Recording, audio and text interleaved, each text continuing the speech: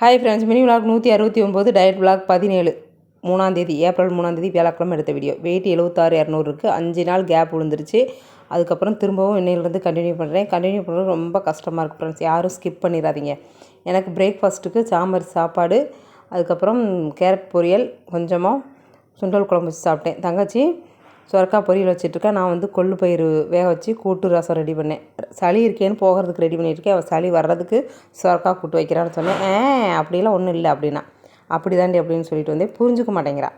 எனக்கு லஞ்சுக்கு கொள்ளு பயிறு 1 கிண்ணம் வச்சு சாப்பிட்டேன்.